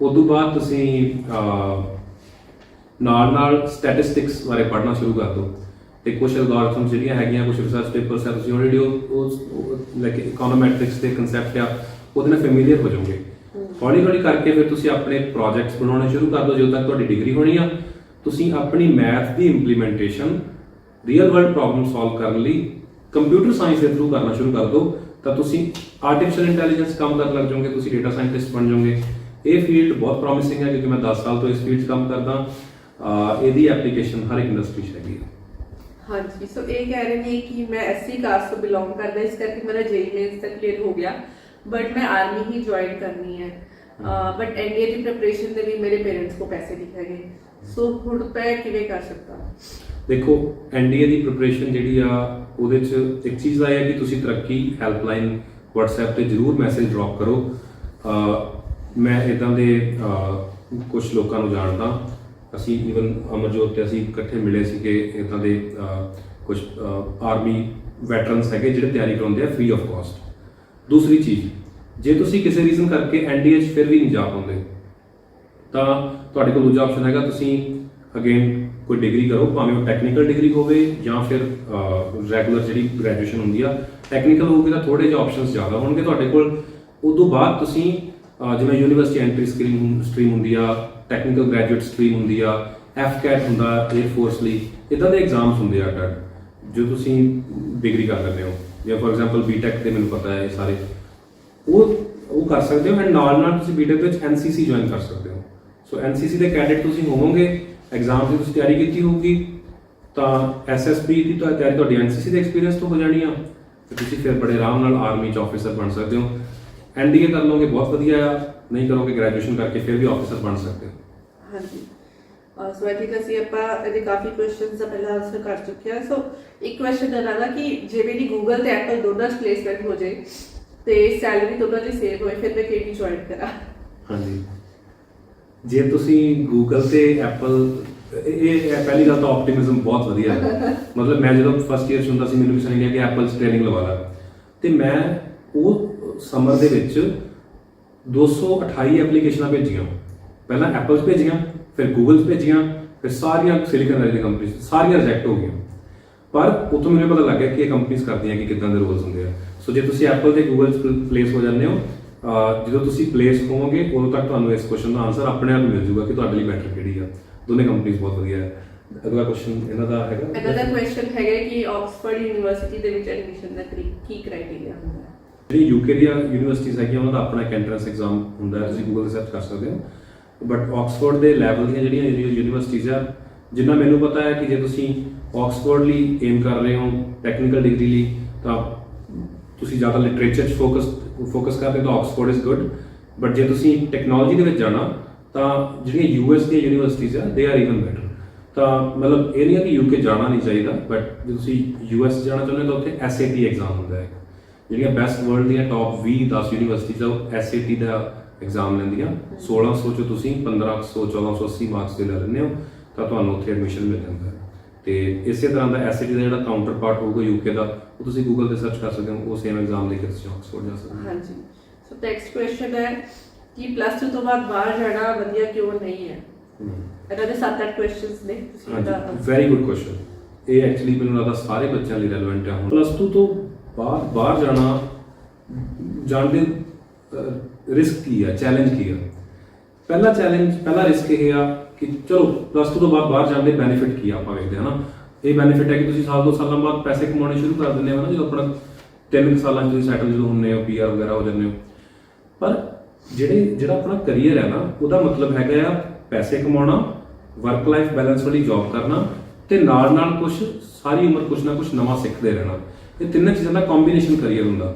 ਪਰ ਜਦੋਂ ਆਪਾਂ ਇਕੱਲੇ ਪੈਸੇ ਕਮਾਉਂਦੇ ਆ ਨਾ, ਉਹ 10-15 ਸਾਲਾਂ ਬਾਅਦ ਜਾਂ ਇਵਨ 5 ਸਾਲਾਂ ਬਾਅਦ ਵੀ ਕਈ ਵਾਰੀ ਉਹ ਚੀਜ਼ ਫਿਰ ਆਪਾਂ ਨੂੰ ਗੈਪ ਮਹਿਸੂਸ ਹੋਣਾ ਸ਼ੁਰੂ ਹੋ ਜਾਂਦਾ, ਫਿਰ ਉਹ ਸਾਰੀ ਉਮਰ ਆਪਣੇ ਨਾਲ ਰਹਿੰਦਾ। ਤਾਂ ਪਹਿਲੀ ਗੱਲ, ਜੇ ਤੁਸੀਂ ਪਲੱਸ 2 ਤੋਂ ਬਾਅਦ ਜਾਂਦੇ ਹੋ ਸਿੱਧਾ ਬਾਹਰ, ਤਾਂ ਉੱਥੇ ਜਾ ਕੇ ਤੁਸੀਂ ਡਿਪਲੋਮਾ ਜਾਂ ਸਰਟੀਫਿਕੇਟ ਕੋਰਸ ਕਰਦੇ ਹੋ। ਮੈਜੋਰਿਟੀ ਬੱਚੇ ਉਹ ਗ੍ਰੈਜੂਏਸ਼ਨ ਨਹੀਂ ਕਰਦੇ। ਉਹਦੇ ਚੈਲੰਜਸ ਜਦੋਂ ਤੁਸੀਂ ਉੱਥੇ ਪਹੁੰਚਦੇ ਹੋ ਕੀ ਹੁੰਦੇ ਆ? ਪਹਿਲਾ ਚੈਲੰਜ ਹੁੰਦਾ ਹੈ ਕਿ ਤੁਸੀਂ ਘਰ ਤੋਂ ਜਾਂਦੇ ਹੋ, ਉੱਥੇ ਜਾ ਕੇ ਨਵੇਂ ਮਾਹੌਲ 'ਚ ਐਡਜਸਟ ਹੋਣਾ। ਦੂਸਰਾ ਚੈਲੰਜ, ਤੁਸੀਂ ਆਪਣਾ ਘਰ ਦਾ ਕੰਮ ਆਪ ਕਰਨਾ, ਸਾਰਾ ਕੁਝ, ਸਫਾਈ ਵਟਐਵਰ, ਰਾਈਟ। ਤੀਸਰੀ ਚੀਜ਼ ਹੈ ਕਿ ਤੁਸੀਂ ਜੌਬ ਤੇ ਯੂਨੀਵਰਸਿਟੀ ਦਾ ਟਾਈਮ ਬੈਲੈਂਸ ਕਰਨਾ, ਨਾਲ ਜੌਬ ਵੀ ਕਰਨੀ ਹੈ, ਪੜ੍ਹਾਈ ਵੀ ਕਰਨੀ ਹੈ। ਆਪਸ਼ਨ ਹੁੰਦਾ ਹੀ ਨਹੀਂ ਕਿ ਜੌਬ ਨਾ ਕਰੀਏ, ਰਾਈਟ। ਇੰਨੀ ਉੱਥੇ ਇਨਫਲੇਸ਼ਨ ਹੈ। ਚੌਥੀ ਚੀਜ਼ ਆ ਕਿ ਤੁਸੀਂ ਉੱਥੋਂ ਦੇ ਨਵੇਂ ਐਜੂਕੇਸ਼ਨ ਸਿਸਟਮ ਦੇ ਹਿਸਾਬ ਨਾਲ ਪੜ੍ਹਾਈ ਕਰਨੀ ਹੈ। ਤੇ ਪੰਜਵੀਂ ਚੀਜ਼, ਤੁਸੀਂ ਆਪਣੇ ਖਰਚੇ ਆਪ ਮੈਨੇਜ ਕਰਨੇ ਆ, ਹੈ ਨਾ। ਇੱਥੇ ਤਾਂ ਆਪਾਂ ਪੇਰੈਂਟਸ ਦੀ ਹੈਲਪ ਲੈਂਦੇ ਹਾਂ ਉਹਦੇ ਲਈ। ਖਰਚੇ ਮੈਨੇਜ ਮਤਲਬ ਸਾਰਾ ਹਿਸਾਬ ਕਿਤਾਬ ਆਪ ਰੱਖਣਾ। ਤਾਂ ਤੁਸੀਂ ਇੰਨਾ ਜ਼ਿਆਦਾ ਪ੍ਰੈਸ਼ਰ ਹੁੰਦਾ ਨਾ, ਆਪਾਂ ਇਹ ਸੋਚ ਹੀ ਨਹੀਂ ਪਾਉਂਦੇ ਕਿ ਆਪਾਂ ਨੈਕਸਟ ਜ਼ਿੰਦਗੀ 'ਚ ਕਰਨਾ ਕੀ ਸੀਗਾ, ਵੀ ਅਸੀਂ ਆਹ ਆਫਿਸਰ ਬਣਨਾ ਸੀ ਜਾਂ ਆਹ ਕਰਨਾ ਸੀ। ਤੇ ਜੇ ਤੁਸੀਂ ਗ੍ਰੈਜੂਏਸ਼ਨ ਕਰਕੇ ਜਾਂਦੇ ਹੋ, ਜੇ ਤੁਸੀਂ ਜਾਣਾ ਹੀ ਜਾਣਾ ਆ, ਤੇ ਗ੍ਰੈਜੂਏਸ਼ਨ ਕਰਕੇ ਜਾਂਦੇ ਹੋ ਤਾਂ ਫਿਰ ਤੁਸੀਂ ਐਮਪਾਵਰ ਹੋ ਕੇ ਜਾਂਦੇ ਹੋ। ਜੇ ਤੁਸੀਂ ਥੋੜਾ ਜਿਹਾ ਕੰਮ ਕਰਕੇ ਜਾਂਦੇ ਹੋ, ਫਿਰ ਤੁਸੀਂ ਹੋਰ ਐਮਪਾਵਰ ਹੋ ਕੇ ਜਾਂਦੇ ਹੋ। ਐਂਡ ਜੇ ਤੁਸੀਂ ਨਾਨ ਮੈਡੀਕਲ 'ਚ ਪੜ੍ਹਾਈ ਕੀਤੀ ਆ, ਬਲੀਵ ਮੀ, ਇਹ ਚੀਜ਼ ਮੇਰੇ ਨਾਲ ਤਾਂ ਵਾਪਰੀ ਆ, ਮੇਰੇ ਬਹੁਤ ਸਾਰੇ ਦੋਸਤਾਂ ਨਾਲ ਵਾਪਰੀ ਆ।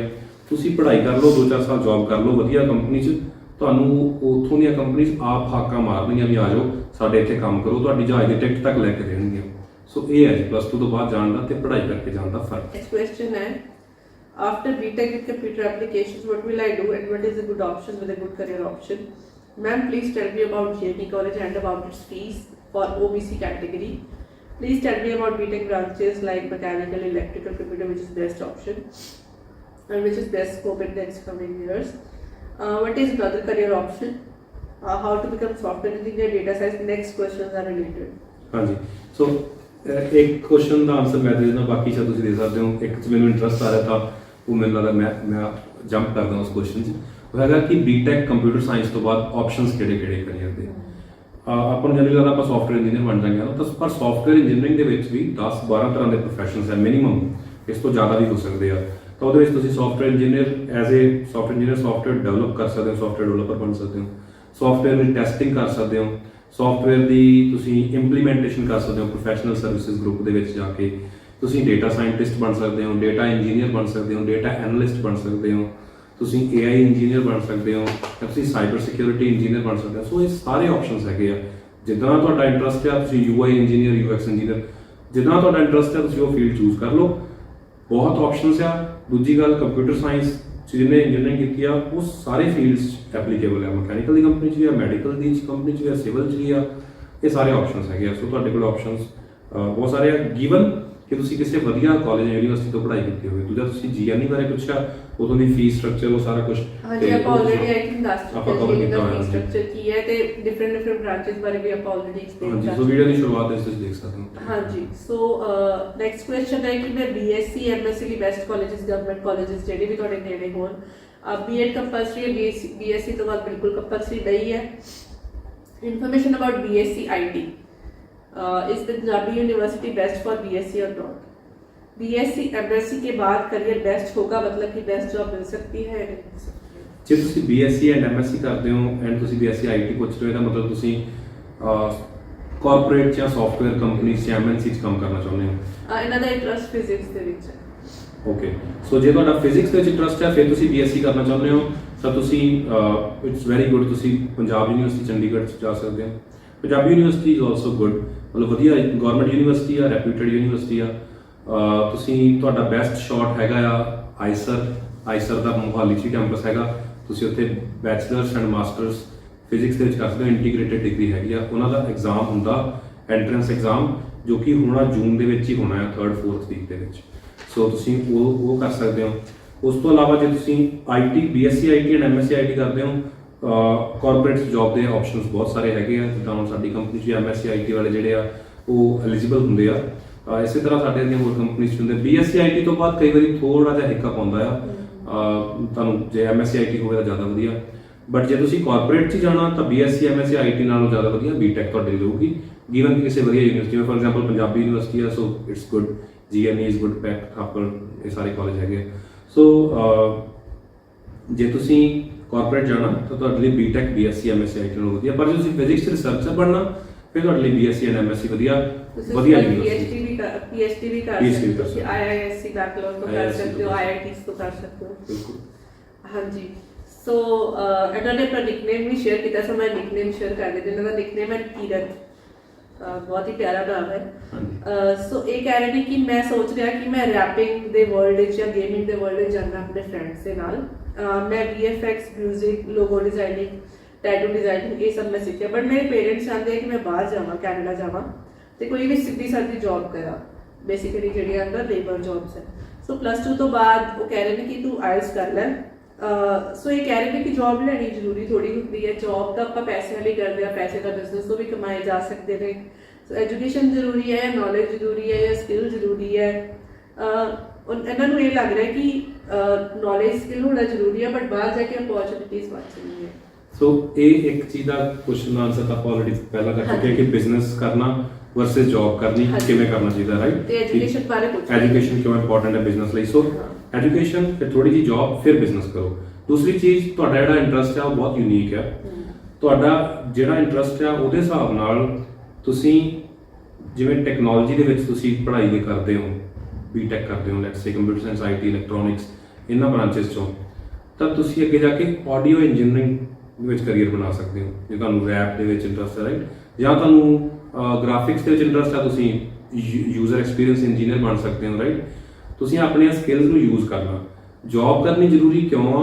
ਐਕਸਪੀਰੀਅੰਸ ਲੈਣ ਲਈ। ਜੌਬ ਸਿਰਫ ਤੁਹਾਨੂੰ ਪੈਸੇ ਨਹੀਂ ਦਿੰਦੀ, ਜੌਬ ਤੁਹਾਨੂੰ ਕੰਮ ਕਰਨ ਦਾ ਤਰੀਕਾ ਸਿਖਾਉਂਦੀ ਆ, ਜੋ ਕਿ ਤੁਸੀਂ ਆਪਣੇ ਬਿਜ਼ਨਸ ਬਾਅਦ 'ਚ ਯੂਜ਼ ਕਰ ਸਕਦੇ ਹੋ। ਸੋ ਬਿਜ਼ਨਸ ਕਰਨਾ ਤੁਹਾਡਾ ਅਲਟੀਮੇਟ ਗੋਲ ਹੋ ਸਕਦਾ, ਬਟ ਉਹਦੇ ਲਈ ਤੁਸੀਂ ਜੇ 2-3 ਸਾਲ ਜੌਬ ਕਰ ਲਓਗੇ, ਜੌਬ ਤੋਂ ਮੇਰਾ ਮਤਲਬ ਹੈ ਕਿ ਜਿੱਥੇ ਤੁਹਾਨੂੰ ਫਰੀडम ਮਿਲੇ ਸਿੱਖਣ ਦੀ, ਤਾਂ ਫਿਰ ਤੁਸੀਂ ਇੱਕ ਤਾਂ ਪੈਸੇ ਵੀ ਕਮਾਓਗੇ, ਆਪਣੇ ਪੈਰਾਂ 'ਤੇ ਖੜੇ ਹੋ ਜਾਓਗੇ। ਦੂਜੀ ਚੀਜ਼, ਤੁਸੀਂ ਜਦੋਂ ਬਿਜ਼ਨਸ ਕਰੋਗੇ, ਜਿੰਨਾ ਬਿਜ਼ਨਸ ਤੁਸੀਂ 4 ਸਾਲਾਂ 'ਚ ਬਣਾਉਣਾ, ਉਹੀ ਬਿਜ਼ਨਸ ਤੁਸੀਂ 1 ਸਾਲ 'ਚ ਬਣਾ ਲਓਗੇ ਜੇ ਤੁਹਾਨੂੰ ਪਹਿਲਾਂ ਐਕਸਪੀਰੀਅੰਸ ਹੋਊਗਾ।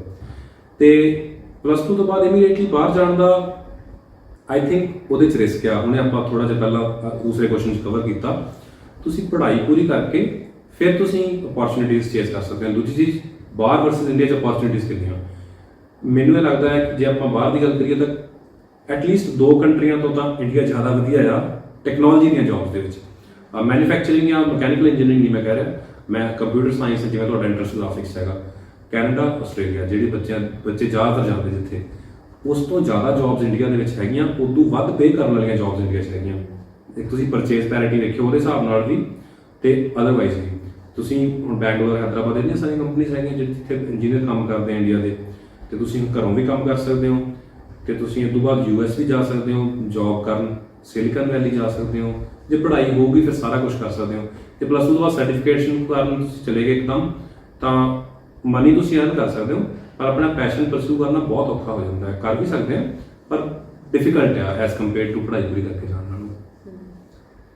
So another conflicting questions ne. So I want to be a software engineer in gaming and graphics. So is it possible to continue my study in abroad?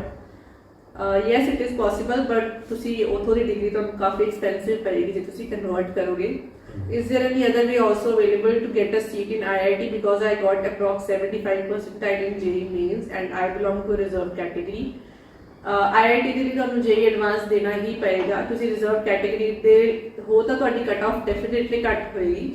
So advance is mandatory. Please guide me to take admission in any good institute and also for some skills. ਵਧੀਆ colleges ਆਪਾਂ already cover ਕੀਤੇ ਹੋਏ ਆ ਥੋੜਾ ਜਿਹਾ ਪਹਿਲਾਂ।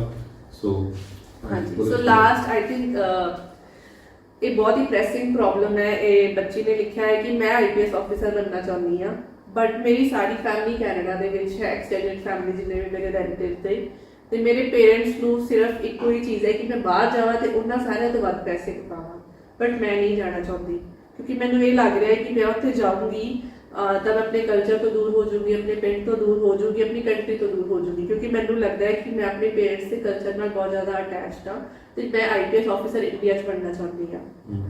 So and ਵਿੱਚ ਇਹ ਕਹਿ ਰਹੇ ਨੇ ਮੇਰੇ ਲਈ ਕਾਫੀ ਹੈਲਪਫੁਲ ਸੀਗਾ। ਸੋ ਯਾ this is story of I think every house, ਬਹੁਤ ਸਾਰੇ ਬੱਚਿਆਂ ਦੀ ਸਟੋਰੀ ਆ, ਸਪੈਸ਼ਲੀ ਕੁੜੀਆਂ ਦੀ। ਹਾਂਜੀ, ਪਰ ਇਹ ਚੀਜ਼ ਇੱਕ ਚੀਜ਼ ਹੁਣ ਆਪਾਂ ਹੋਰ ਦੇਖੀਏ ਪਿਛਲੇ 1 ਸਾਲ 'ਚ ਕਿ ਜ਼ਿਆਦਾਤਰ ਬੱਚੇ ਜਿਹੜੇ ਆ ਉਹ ਆਪਣਾ ਕਰੀਅਰ ਇੱਥੇ ਐਕਸਪਲੋਰ ਕਰਦੇ ਆ, ਪਰ ਪੇਰੈਂਟਸ ਉਹਨਾਂ ਨੂੰ ਕਹਿੰਦੇ ਆ ਕਿ ਤੁਸੀਂ ਬਾਹਰ ਜਾਣਾ ਆ ਜਾਂ ਤੁਸੀਂ IELTS ਕਰਨੀ ਆ ਨਾ। ਮੈਨੂੰ ਇਹ ਲੱਗਦਾ ਆ ਆਪੋ ਆਪਣੀ ਜਗ੍ਹਾ ਤੇ ਦੋਵੇਂ ਠੀਕ ਹੈ।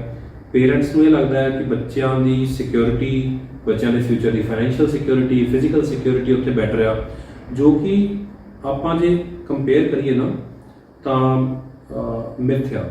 ਉਹ ਮਿਥ ਇਸ ਕਰਕੇ ਆ, ਹੁਣ ਕਹਿਣ ਨੂੰ ਆਪਾਂ ਕਹਿ ਸਕਦੇ ਹਾਂ ਵੀ ਇੱਥੇ ਹੁਣ ਅਸੀਂ ਚੰਡੀਗੜ੍ਹ ਬੈਠੇ ਹਾਂ, ਸਾਨੂੰ ਇਹ ਲੱਗਦਾ ਵੀ ਸਾਰਾ ਕੁਝ ਸੌਖਾ ਆ, ਪਿੰਡ 'ਚ ਜਾ ਕੇ ਵੇਖੋ, ਪਰ ਅਸੀਂ ਪਿੰਡਾਂ 'ਚ ਹੀ ਜਾਂਦੇ ਹਾਂ। ਅਸੀਂ ਜਦੋਂ ਸੈਟਰਡੇ ਸੰਡੇ ਸਾਡੇ ਕੋਲ ਟਾਈਮ ਹੁੰਦਾ ਆ, ਅਸੀਂ ਹਰ ਵੀਕਐਂਡ ਤੇ ਕਿਸੇ ਨਾ ਕਿਸੇ ਪਿੰਡ ਦੇ ਸਕੂਲ 'ਚ ਹੁੰਦੇ ਆ, ਕਿਤੇ ਸ਼ਾਮ ਨੂੰ ਜਾ ਕੇ ਕਿਸੇ ਨਾਲ ਗੱਲ ਕਰਦੇ ਆ, ਅਰਲੀ ਮਾਰਨਿੰਗ ਜਾਂਦੇ ਆ, ਰਾਈਟ। ਤਾਂ ਅਸੀਂ ਉਹ ਮਾਹੌਲ 'ਚ ਵਿਚਰਦੇ ਆ ਜਿਹੜੇ ਮਾਹੌਲ ਤੋਂ ਅਸੀਂ ਆਏ ਆ। ਅਸੀਂ ਆਏ ਵੀ ਛੋਟੇ ਛੋਟੇ ਸ਼ਹਿਰਾਂ ਤੋਂ ਹੀ ਆ। ਤਾਂ ਮੈਨੂੰ ਇਹ ਲੱਗਦਾ ਆ, ਜਿਵੇਂ ਹੁਣ ਇਹਨਾਂ ਦਾ ਕੁਐਸਚਨ ਹੈ ਕਿ IPS ਬਣਨਾ ਚਾਹੁੰਦੇ ਆ ਇੰਡੀਆ 'ਚ, ਤੇ ਪੇਰੈਂਟਸ ਨੂੰ ਲੱਗਦਾ ਹੈ ਕਿ ਉੱਥੇ ਆ ਕੇ ਪੈਸੇ ਕਮਾਉਣੇ ਆ। ਪੇਰੈਂਟਸ ਨੂੰ ਪੈਸੇ ਕਮਾਉਣੇ ਸ਼ਾਇਦ ਇਸ ਕਰਕੇ ਲੱਗਦਾ ਆ ਕਿਉਂਕਿ ਉਹਨਾਂ ਨੂੰ ਲੱਗਦਾ ਕਿ ਸਾਡੇ ਬੱਚੇ ਅੱਗੇ ਜਾ ਕੇ ਫਿਊਚਰ 'ਚ ਸਿਕਿਉਰ ਹੋ ਜਾਣ।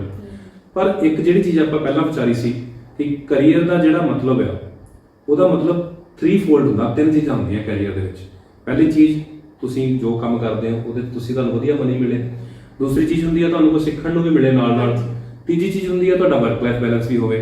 ਜੇ ਆਪਾਂ ਇਹਦੇ ਨਾਲ ਇੱਕ ਹੋਰ ਜੋੜ ਦਈਏ, ਉਹਦੇ ਕੋਈ ਰੈਪਿਊਟਡ ਜੌਬ ਹੋਵੇ, ਬੇਸਿਕਲੀ ਵੀ ਤੁਹਾਨੂੰ ਜੋ ਤੁਸੀਂ ਤੁਹਾਡੇ ਕੰਮ ਦੀ ਵੈਲਿਊ ਹੋਵੇ। ਹਾਂ, ਤੁਹਾਨੂੰ ਲੱਗੇ ਵੀ ਅਸੀਂ ਜੋ ਕਰਦੇ ਹਾਂ ਕੋਈ ਉਹਦੀ ਵੈਲਿਊ ਪਾਉਂਦਾ ਹੈ, ਕੋਈ ਸਾਡੀ ਰਿਸਪੈਕਟ ਵੀ ਹੈਗੀ ਆ।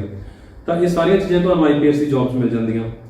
ਤਾਂ ਇਹਦੇ ਵਿੱਚ ਹੁਣ ਇਹ ਆ ਕਿ ਤੁਸੀਂ ਜਦੋਂ ਕਰੀਅਰ ਦੇ ਆ ਸਾਰੇ ਤੱਤ ਵਿਚਾਰੋਗੇ ਨਾ, ਫਿਰ ਇਹ ਨਿਕਲ ਕੇ ਆਉਂਦਾ ਕਿ ਜਦੋਂ ਆਪਾਂ ਬਾਹਰ ਜਾਂਦੇ ਹਾਂ, ਇੱਕਦਮ ਤਾਂ ਪੈਸੇ ਕਮਾਉਂਦੇ ਹਾਂ, ਪੈਸੇ ਆਪਾਂ ਬਹੁਤ ਕਮਾ ਲੈਂਦੇ ਹਾਂ, ਪਰ ਉੱਥੇ ਵਰਕ ਲਾਈਫ ਬੈਲੈਂਸ ਦਾ ਇਸ਼ੂ ਹੁੰਦਾ ਅੱਗੇ ਜਾ ਕੇ।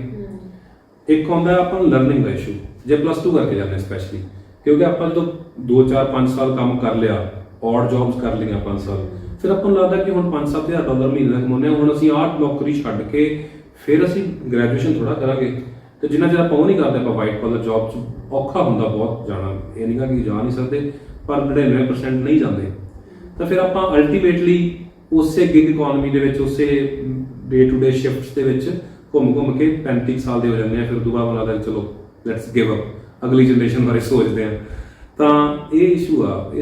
ਅਸੀਂ ਆਈ ਥਿੰਕ ਤੁਸੀਂ 35 ਸਾਲ ਬਹੁਤ ਅਰਲੀ ਕਹਿਤਾ। ਮੈਂ 45 ਸਾਲ ਦੇ ਬੰਦਿਆਂ ਨੂੰ ਜਾਣਦੀ ਹਾਂ ਜਿਹਨਾਂ ਨੇ ਬੇਸਿਕਲੀ 25 ਸਾਲ 'ਚ ਕਰ ਲਿਆ 45 'ਚ ਜਾ ਕੇ ਜਦੋਂ ਦੀਆਂ ਕਿਸ਼ਤਾਂ ਮੁੱਕੀਆਂ, ਅਰਲੀ ਉਹਨਾਂ ਨੇ ਹਨਾ ਡਬਲ ਸ਼ਿਫਟਾਂ ਲਾ ਕੇ ਤੇ ਉਹਨਾਂ ਨੇ ਅਰਲੀ ਆਪਣਾ ਲੋਨ ਜਿਹੜਾ ਖਤਮ ਕਰ ਦਿੱਤਾ। ਐਂਡ ਦੈਨ ਹੀ ਰੀਅਲਾਈਜ਼ ਕਿ ਯਾਰ ਮੈਂ ਤਾਂ ਡਾਕਟਰ ਬਣਨਾ ਸੀ, ਮੈਂ ਤਾਂ ਇੰਜੀਨੀਅਰ ਬਣਨਾ ਸੀ, ਬਟ ਹੁਣ 45 ਸਾਲ ਦੀ ਉਮਰ 'ਚ ਤਾਂ ਬੱਚੇ ਕਾਲਜ ਜਾਣ ਵਾਲੇ ਨੇ, ਤੇ ਫਿਰ ਤੁਸੀਂ ਉਦੋਂ ਆਪਣਾ ਡ੍ਰੀਮ ਨਹੀਂ ਪਰਸਿਊ ਕਰ ਪਾਉਂਦੇ। ਮੈਨੂੰ ਲੱਗਦਾ ਜਦੋਂ ਆਪਾਂ ਤਰੱਕੀ ਪ੍ਰੋਜੈਕਟ ਸਟਾਰਟ ਕਰ ਰਹੇ ਸੀ 1.5-2 ਸਾਲ ਪਹਿਲਾਂ, ਆਪਣਾ ਸਭ ਤੋਂ ਵੱਡਾ ਕੰਸਰਨ ਇਹੀ ਸੀਗਾ ਕਿ ਜਦੋਂ ਆਪਾਂ ਪਹਿਲੇ 6 ਮਹੀਨੇ ਕਾਲਜ ਦੇ ਬੱਚਿਆਂ ਨਾਲ ਕੰਮ ਕੀਤਾ, ਆਪਾਂ ਨੂੰ ਦੇਖਿਆ ਕਿ ਅੱਛਾ ਪੰਜਾਬ ਦੇ ਕਾਲਜਸ ਵਿੱਚ ਪੰਜਾਬ ਦੇ ਬੱਚੇ ਹੈ ਹੀ ਨਹੀਂ ਗੇ, ਐਂਡ ਉਹ ਵੀ ਰਿਪਿਊਟਡ ਕਾਲਜਸ ਅੱਜ ਤੋਂ 10 ਸਾਲ ਪਹਿਲਾਂ ਐਡਮਿਸ਼ਨ ਹੀ ਨਹੀਂ ਮਿਲਦੀ ਸੀ। ਹਾਂਜੀ, ਤਾਂ ਉਹਦਾ ਫਿਰ ਮੈਨੂੰ ਇਹ ਲੱਗਦਾ ਕਿ ਜਦੋਂ ਆਪਾਂ ਇਹ ਚੀਜ਼ ਦੇਖਦੇ ਆ ਨਾ ਵੀ ਬਾਹਰ ਜਾ ਕੇ ਮਤਲਬ ਵੀ ਆਹ ਚੀਜ਼ਾਂ ਹੈਗੀਆਂ, ਉਹਦੇ 'ਚ ਆਪਣੇ ਕੋਲ work life experience, work life balance experience, ਇਹ ਸਭ ਆਪਾਂ ਨੂੰ ਨਹੀਂ ਮਿਲਦਾ। ਤੇ ਸਾਨੂੰ ਇਹ ਲੱਗਦਾ ਵੀ ਸਾਨੂੰ ਇਹ ਚੀਜ਼ ਪਤਾ ਲੱਗ ਗਈ ਟਾਈਮ ਨਾਲ, ਤੇ ਅਸੀਂ ਚਲੋ ਆਪਣੀ ਪੜ੍ਹਾਈ ਵੀ ਪਰਮਾਤਮਾ ਦੀ ਕਿਰਪਾ ਨਾਲ ਪੂਰੀ ਕਰਕੇ ਵਧੀਆ ਜੌਬਸ ਵਿੱਚ ਸੈਟਲ ਹੋ ਗਏ। ਪਰ ਸਾਨੂੰ ਇਹ ਲੱਗਦਾ ਵੀ ਅਸੀਂ ਵੱਧ ਤੋਂ ਵੱਧ ਬੱਚਿਆਂ ਨੂੰ ਤੇ ਸਪੈਸ਼ਲੀ ਉਹਨਾਂ ਦੇ ਪੇਰੈਂਟਸ ਨੂੰ ਇਹ ਗੱਲ ਦੱਸ ਸਕੀਏ। ਤਾਂ ਤੁਹਾਡੇ ਵਿੱਚੋਂ ਕੋਈ ਵੀ ਬੱਚਾ, ਕੋਈ ਵੀ ਪੇਰੈਂਟ, ਜੇ ਅਸੀਂ ਤੁਹਾਡੀ ਕਿਸੇ ਵੀ ਚੀਜ਼ ਦੇ ਵਿੱਚ ਹੈਲਪ ਕਰ ਸਕੀਏ, ਕੋਈ ਨੌਲੇਜ ਸ਼ੇਅਰ ਕਰ ਸਕੀਏ, ਜਾਂ ਕਿਸੇ ਬੱਚੇ ਨੂੰ ਸਕਾਲਰਸ਼ਿਪ ਚਾਹੀਦੀ ਉਹਦੇ ਲਈ ਹੈਲਪ ਕਰ ਸਕੀਏ ਕਿ ਆਹ ਸਕਾਲਰਸ਼ਿਪ ਤੋਂ ਅਪਲਾਈ ਕਰ ਦਿਓ, ਆਹ ਡਾਕੂਮੈਂਟ ਬਣਨੇ ਆ, ਤਾਂ ਸਾਨੂੰ ਇਹ ਲੱਗਦਾ ਸਾਡਾ ਤਰੱਕੀ ਦਾ ਜਿਹੜਾ ਐਫਰਟ ਅਸੀਂ ਲਾਉਂਦੇ ਉਹ ਸਫਲ ਹੋ ਜਾਊਗਾ। ਤੇ ਜੇ ਤੁਸੀਂ ਬੱਚੇ ਹੋ, ਤੁਹਾਨੂੰ ਲੱਗਦਾ ਕਿ ਤੁਹਾਡੇ ਪੇਰੈਂਟਸ ਨਾਲ ਤੁਸੀਂ ਸਾਡੇ ਨਾਲ ਗੱਲ ਕਰਾ ਸਕਦੇ ਹੋ ਨਾ, ਤੁਹਾਨੂੰ ਲੱਗਦਾ ਕੋਈ ਕਨਫਲਿਕਟਿੰਗ ਗੱਲ ਹੈ, ਉਹ ਕਹਿ ਰਹੇ ਇੱਦਾਂ ਕਰਨਾ ਹੈ ਜਾਂ ਅਸੀਂ ਕਹਿ ਰਹੇ ਨਹੀਂ ਇੱਦਾਂ ਨਹੀਂ ਇੱਦਾਂ ਕਰ ਸਕਦੇ ਤੁਸੀਂ, ਤਾਂ ਅਸੀਂ ਉਹਨਾਂ ਨਾਲ ਫੋਨ ਤੇ ਵੀ ਗੱਲ ਕਰ ਸਕਦੇ ਹਾਂ। ਜੇ ਤੁਸੀਂ ਪੇਰੈਂਟ ਹੋ, ਤੁਹਾਡੇ ਕੋਈ ਕੁਐਸਚਨਸ ਹੈਗੇ ਆ, ਤੁਸੀਂ ਸਾਨੂੰ ਤਰੱਕੀ ਦਾ ਜਿਹੜਾ WhatsApp ਨੰਬਰ ਹੈਗਾ ਉੱਤੇ ਆਫ ਕੋਰਸ ਮੈਸੇਜ ਭੇਜ ਸਕਦੇ ਹੋ। ਤਾਂ ਸਾਡਾ ਇਹੀ ਆ ਕਿ ਅਸੀਂ ਆਪਣੀ ਗੱਲ ਸਾਰੇ ਬੱਚਿਆਂ ਤੱਕ ਪਹੁੰਚਾ ਸਕੀਏ ਕਿਸੇ ਤਰੀਕੇ ਨਾਲ, ਤੇ ਪੰਜਾਬ ਦੇ ਵਿੱਚ ਬੱਚੇ ਜਿਹੜੇ ਅੱਗੇ ਜਾ ਕੇ ਸਾਇੰਟਿਸਟ ਬਣਨਾ ਜਿਹੜੇ ਬੱਚੇ ਨੇ ਉਹ ਡਰਾਈਵਰ ਨਾ ਬਣੇ। ਇਹ ਸਾਡਾ ਮੇਨ ਮਕਸਦ ਹੈ ਤਰੱਕੀ ਦਾ।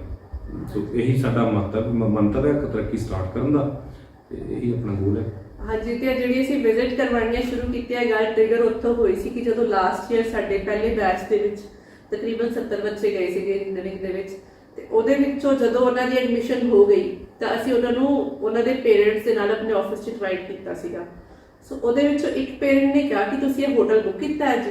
ਸੋ ਬੇਸਿਕਲੀ ਜੋ ਸਾਡੇ ਲਈ ਬਹੁਤ ਨਾਰਮਲ ਹੈ, ਜਿੱਥੇ ਅਸੀਂ ਰੋਜ਼ ਜਾ ਕੇ ਕੰਮ ਕਰਦੇ ਆ, ਉਹ ਉਹਨਾਂ ਨੂੰ ਸੀਗਾ ਕਿ ਸ਼ਾਇਦ ਇਹਨਾਂ ਨੇ ਨਾ ਦਿਖਾਉਣ ਵਾਸਤੇ ਕੋਈ ਹੋਟਲ ਬੁੱਕ ਕੀਤਾ ਹੈ। ਸੋ ਜੇ ਪੇਰੈਂਟਸ ਨੂੰ ਪਤਾ ਹੋਊਗਾ ਕਿ ਇੱਥੇ ਵੀ ਇਦਾਂ ਦੀ ਕੰਪਨੀਆਂ ਹੈਗੀਆਂ ਨੇ ਜਿੱਥੇ ਸਾਡੇ ਬੱਚੇ ਨੂੰ 5 ਸਟਾਰ ਹੋਟਲ ਵਾਲੀ ਫੀਲਿੰਗ ਆਊਗੀ, ਕੰਮ ਕਰੇਗਾ ਜਦੋਂ ਉੱਥੇ ਬੈਠ ਕੇ, ਤਾਂ ਮੇਬੀ ਉਹ ਵੀ ਦੁਬਾਰਾ ਸੋਚਣਗੇ। ਮੈਂ ਇਹ ਨਹੀਂ ਕਹਿੰਦੀ ਕਿ ਬਾਹਰ ਜਾਣਾ ਗਲਤ ਹੈ ਜਾਂ ਇੱਥੇ ਰਹਿਣਾ ਵਧੀਆ ਹੈ, ਬਟ ਜੱਗ ਲੜਨ ਤੋਂ ਪਹਿਲਾਂ ਹਥਿਆਰ ਛੱਡਣਾ ਕੋਈ ਸਮਝਦਾਰੀ ਤਾਂ ਨਹੀਂ ਹੈ। ਜੇ ਪਹਿਲਾਂ ਹੀ ਕਹਿੰਦੀ ਵੀ ਅਸੀਂ ਤਾਂ ਸ਼ਿਫਟਾਂ ਲੈ ਲਾਂਗੇ, ਕੋਈ ਗੱਲ ਨਹੀਂ, ਸਾਨੂੰ ਪੈਸੇ ਚਾਹੀਦੇ ਆ। ਮੈਂ ਇਹ ਸਮਝਦਾ ਅਸੀਂ ਸਾਰੇ ਮਿਡਲ ਕਲਾਸ ਫੈਮਿਲੀਜ਼ ਤੋਂ ਆਏ ਆ। ਮੈਂ ਇਹ ਸਮਝਦਾ ਘਰ 'ਚ ਕਈ ਵਾਰੀ ਆਪਾਂ ਨੂੰ ਦਿਸਦਾ ਹੁੰਦਾ ਮਜਬੂਰੀ, ਆਪਾਂ ਨੂੰ ਦਿਸਦਾ ਹੁੰਦਾ ਵੀ ਸਾਡੇ ਪੇਰੈਂਟਸ ਨਾ ਸੋਚ ਕੇ ਪੈਸੇ ਵਰਤਦੇ ਆ, ਅਸੀਂ ਉਹਨਾਂ ਨੂੰ ਥੋੜੇ ਜਿਹੇ ਸੁਖਾਲੇ ਕਰਦੀ ਆ ਆਪਣੀ ਪੜ੍ਹਾਈ ਕਰਕੇ। ਇਹ ਸਾਰਿਆਂ ਦੀ ਪਵਿੱਤਰ ਹੀ ਆ ਫੀਲਿੰਗ। ਇਹ ਸਾਰੇ ਪੰਜਾਬ ਦੇ ਜਿਹੜੇ ਆਪਾਂ ਲੋਕ ਆ, ਗੁਰੂਆਂ ਵੱਲੋਂ ਆਪਾਂ ਨੂੰ ਸੰਸਕਾਰ ਹੀ ਇਦਾਂ ਦੇ ਮਿਲੇ ਹੋਏ ਆ ਵੀ ਆਪਾਂ ਸੋਚਦੇ ਆ ਆਪਣੇ ਪਰਿਵਾਰ ਬਾਰੇ, ਸੁਸਾਇਟੀ ਬਾਰੇ, ਤੇ ਆਪਾਂ ਗਾਂਹ ਵਧਣਾ ਚਾਹੁੰਦੇ ਆ, ਇਸ ਕਰਕੇ ਬਾਹਰ ਜਾਂਦੇ ਆ, ਇਸ ਕੋਈ ਸ਼ੱਕ ਨਹੀਂਗਾ। ਪਰ ਇਹ ਆ ਵੀ ਆਪਾਂ ਉੱਥੇ ਜਾ ਕੇ ਸ਼ਾਈਨ ਕਰ ਸਕਦੇ ਆ, ਉੱਥੋਂ ਦੇ ਜਿਹੜੀ ਉੱਪਰਲਾ ਵਰਗ ਆ ਆਪਾਂ ਉਹਦੇ ਵਿੱਚ ਆ ਸਕਦੇ ਆ। ਪੈਸਿਆਂ ਦੇ ਮਾਮਲੇ 'ਚ ਨਹੀਂ, ਨੌਲੇਜ ਦੇ ਮਾਮਲੇ ਜਿਹੜਾ ਉੱਪਰਲਾ ਵਰਗ ਆ, ਤਾਂ ਜੇ 2-3 ਸਾਲ ਬਸ ਥੋੜਾ ਜਿਹਾ ਸਬਰ ਨਾਲ ਪੜ੍ਹਾਈ ਪੂਰੀ ਕਰ ਲਈਏ ਤਾਂ ਉਹਦਾ ਬਹੁਤ ਫਾਇਦਾ ਹੈ ਅੱਗੇ ਜਾ ਕੇ। ਤੇ ਜਿਹੜਾ ਬੱਚਾ ਹੁਣ ਤਰੱਕੀ, ਤੁਸੀਂ ਬਲੈਂਕਟ ਹੁਣ ਕਹਿਣ ਲੱਗੇ ਵੀ ਜਿਹੜਾ ਬੱਚਾ ਪੜ੍ਹਨਾ ਚਾਹੁੰਦਾ, ਮਿਹਨਤ ਕਰਨਾ ਚਾਹੁੰਦਾ, ਤੁਸੀਂ ਪੜ੍ਹਨ ਵਾਲੇ ਬਣੋ, ਤੁਸੀਂ 4 ਸਾਲ ਮਿਹਨਤ ਕਰ ਲਓ, ਤੁਹਾਨੂੰ ਕਿਸੇ ਵੀ ਤਰ੍ਹਾਂ ਦੀ ਕੋਈ ਪ੍ਰੋਬਲਮ ਆ ਅਸੀਂ ਤੁਹਾਡੇ ਨਾਲ ਹੈਗੇ ਆ। ਤੁਸੀਂ ਸਾਨੂੰ ਇਹ ਸਮਝ ਸਕਦੇ ਹੋ ਵੀ ਅਸੀਂ 12ਵੀਂ 'ਚ ਪੜ੍ਹਦੇ ਆ, ਸਾਡੇ ਵੱਡੇ ਭੈਣ ਭਰਾ ਹੈਗੇ ਜਿਹੜੇ ਉੱਥੇ ਕਾਮਯਾਬ ਹੋ ਗਏ, ਉਹ ਸਾਡੀ ਹੈਲਪ ਕਰ ਸਕਦੇ ਆ। ਤੇ 4 ਸਾਲਾਂ ਬਾਅਦ ਤੁਹਾਡੀ ਨੌਕਰੀ ਲਵਾਉਣੀ ਉਹ ਸਾਡੀ ਰਿਸਪੌਂਸਿਬਿਲਿਟੀ ਆ। ਪਰ ਜੇ ਤੁਸੀਂ ਮਿਹਨਤ ਕਰਨ ਵਾਲੇ ਹੋਵੋਗੇ 4 ਸਾਲ, ਫਿਰ ਬਸ ਸਿਰਫ ਇੰਨਾ ਹੀ ਆ। ਤੁਹਾਨੂੰ ਕੈਨੇਡਾ $4000 ਮਿਲਦਾ। ਪਰਚੇਜ਼ ਪੈਰਿਟੀ ਇੰਡੈਕਸ ਤੁਸੀਂ ਦੇਖਿਓ, ਉਹਦੇ ਬਰਾਬਰ ਤੁਸੀਂ ਇੰਡੀਆ 'ਚ $50,000 ਤੇ ਕੈਨੇਡਾ $4000 ਸੇਮ ਹੈ ਮਹਿੰਗਾਈ ਦੇ ਹਿਸਾਬ ਨਾਲ, ਰਾਈਟ? ਤੁਸੀਂ 40,000 ਦੀ ਨੌਕਰੀ ਮਹਿੰਗਾਈ ਦੇ ਹਿਸਾਬ ਨਾਲ ਦਾ ਮਤਲਬ ਹੈ ਕਿ ਜਿਹੜੀਆਂ ਚੀਜ਼ਾਂ ਤੁਸੀਂ ਇੱਥੇ 50,000 ਦਾ ਮਹੀਨੇ 'ਚ ਖਰੀਦ ਸਕਦੇ ਹੋ, ਤੁਸੀਂ ਉੱਥੇ $4000 'ਚ ਖਰੀਦ ਸਕਦੇ ਹੋ। ਹਾਂਜੀ। ਸੋ ਲਾਈਫ ਸਟਾਈਲ ਜਦੋਂ ਆਪਾਂ ਕਹਿੰਦੇ ਆਪਣਾ ਰਹਿਣ ਸਹਿਣ ਆ ਉਹ ਸੇਮ ਹੀ ਰਹਿੰਦਾ ਹੈ। ਸੋ ਇਹ ਭਰਮ ਭੁਲੇਖਾ ਥੋੜਾ ਜਿਹਾ ਮੇਬੀ ਹੈ ਨਾ ਹੈਗਾ। ਸੋ ਆਪਾਂ ਇਹ ਵੀਡੀਓ ਇੱਥੇ ਖਤਮ ਕਰਦੇ ਆ। ਸੋ ਤਰੱਕੀ ਦਾ ਜਿਹੜਾ ਨੰਬਰ ਹੈ ਉਹ ਹੈਗਾ 9056370496।